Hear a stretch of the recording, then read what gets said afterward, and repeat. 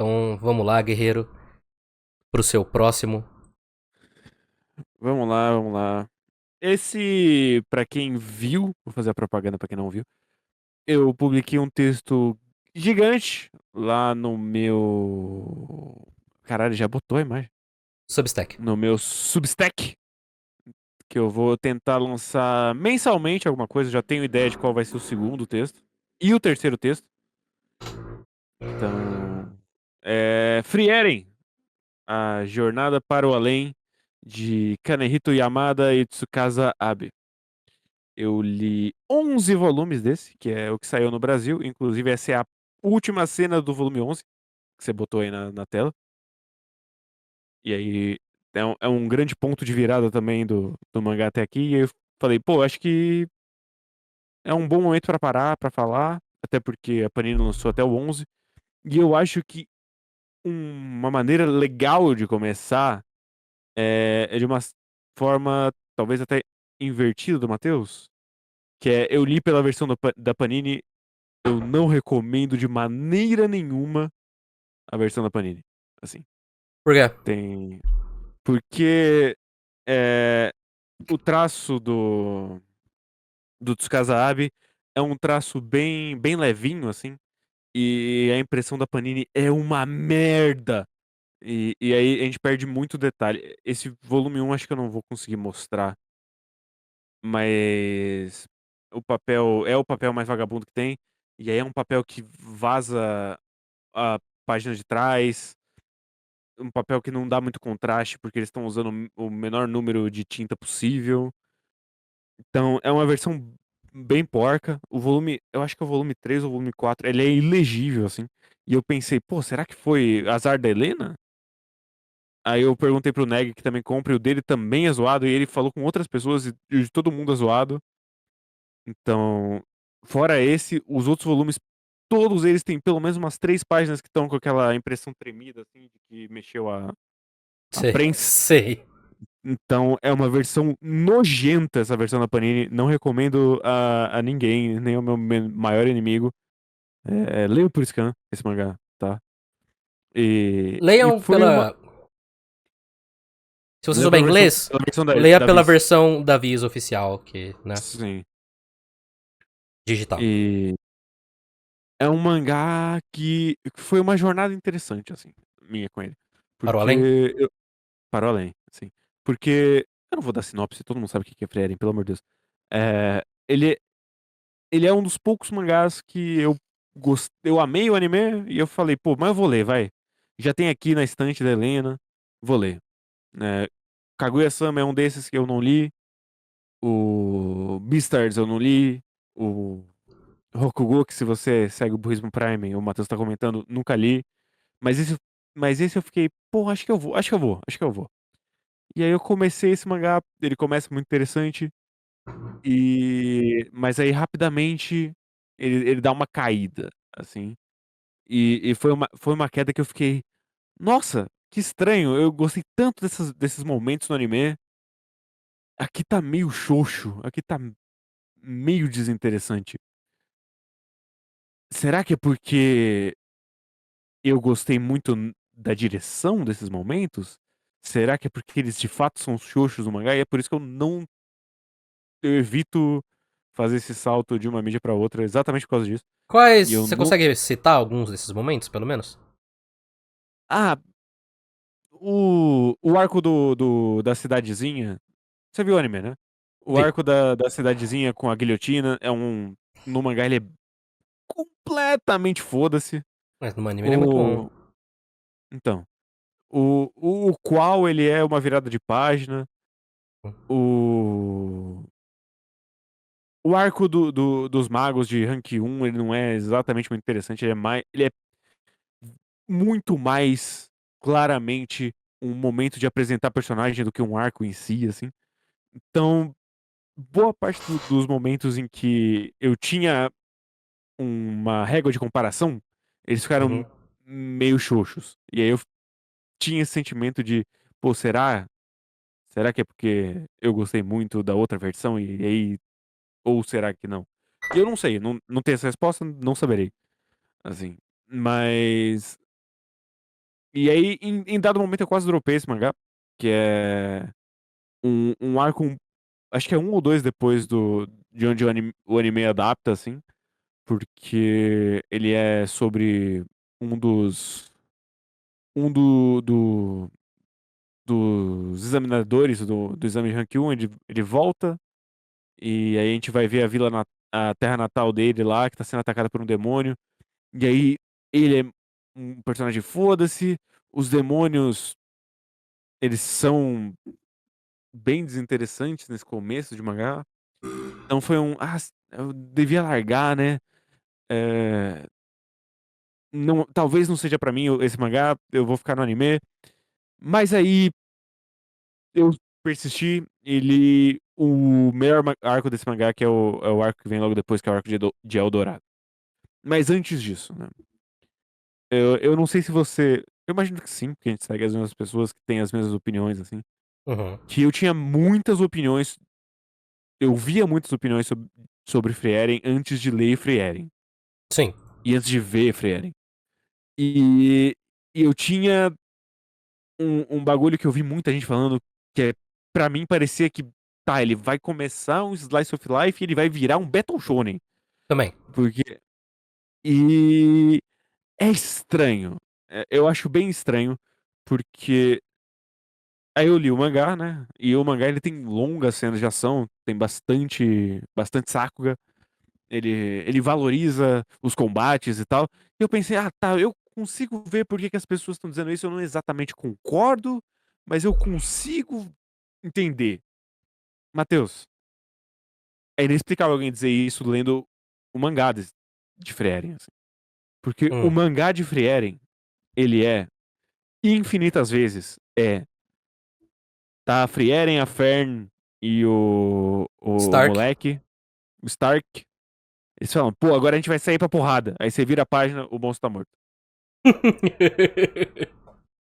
Ele se importa muito pouco com ação, esse mangá. Tem um Esse arco de mangá, torneio, guerreiro. ele tem, mas ele não se importa com esse arco de torneio também. Tem luta. É Battle Shonen. Ele é um Tem, Shonen e tem Battle nele. tem battle, tem. É praticamente Mas um Kimetsu. ele, ele tem menos luta do que Blue Box tem esporte. Assim. Pô, Então ok. eu acho meio esquisito a discussão desse mangá na internet. Assim. Basicamente, esse é o sentimento. Assim. Uhum. E aí, depois de 11 volumes, eu meio que cheguei num ponto em que eu acho que eu entendo por que que eu me relaciono melhor com o anime do que com o mangá. Eu acho que é como se a narrativa do anime fosse da perspectiva da Fern, enquanto a narrativa do mangá é muito mais focada na perspectiva da Frieren. Uhum. Então, ele é uma história muito mais distante, é uma história que salta muito mais passos. Ele é um mangá muito silencioso, então a dupla gosta muito de página de montagem em que os tempos vai passando e as pessoas vão fazendo coisas, e aí você vira pro. Já passaram 2, 3 meses, assim. E no vácuo, eu acho mais interessante do que a gente vê a perspectiva da Fern, mas o efeito colateral disso é que eu sinto muito menos. Né? O sentimento, ele é muito mais é, entorpecido, assim. Ele é muito mais Uhum. silencioso, ele é muito mais você lidar com esse sentimento, enquanto o anime, ele tem um sentimento muito mais claro do que ele quer que você sinta, Uhum. assim. E então eu levei um bom tempo pra me acertar com esse mangá.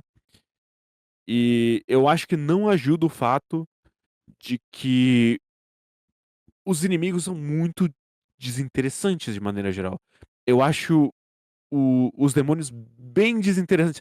Até a história dar uma virada nesse personagem, eu acho eles são tão interessantes quanto quem está sendo refletido por eles. Eles são um grande espelho e uma grande uma grande parede. Eles são inimigos físicos, mais do que Uhum. personagens. Falta de propósito, mas falta humanidade ma- nos demônios, assim. E, e eu acho que ele é um mangá que ele te faz muito perguntar, mas por que que eu tô vendo os demônios? Me parece uma narrativa tão mais pessoal da Frieren se reconectando com essa galera que foi embora que eu não sei pra que eu tô vendo essas lutas contra demônio. E aí chegou especialmente ao Dourado e eu entendi mais, assim. Porque pra mim toda a questão da magia de Frieren é muito uma metáfora pra cultura humana, para pro cooperativismo das pessoas, para o quanto a gente consegue construir quando a gente coopera um com o outro. E, e aí, quando eu olhei por essa chave, eu entendi mais por que que os demônios são inerentemente maus, porque eles são esse lado torto, esse lado mais podre da humanidade, esse individualismo. E, e aí também clicou por que que o mangá não se interessa pelas lutas, que é porque a visão do mangá de Frieren é muito sobre eles lutam porque é o que precisa fazer nesse setting muito mais do que porque é muito maneiro. Então a magia ela tem muito mais potencial do que você dar um tirão, assim. Uhum. E é por isso que a Frieren tá muito mais focada em reunir magias inúteis, que é a magia da cultura do povo e não a magia de como matar um demônio, assim. E aí vem Eldorado, que vai trazer de maneira muito geral. Se você leu ou se você quer spoiler, vai lá no texto. Né? Mas de maneira muito geral, ele vai dar um ar muito mais trágico pros demônios, assim.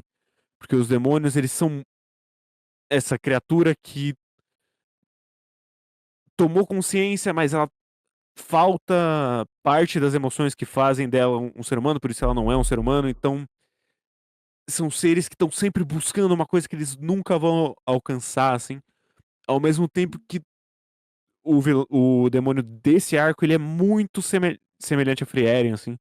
Então ele também quer entender a humanidade, mas por, mas diferente dela, ele tá num espaço ainda mais distante, o que impede ele de entender a humanidade, que é bem interessante. Eu gostei muito do arco de Eldorado.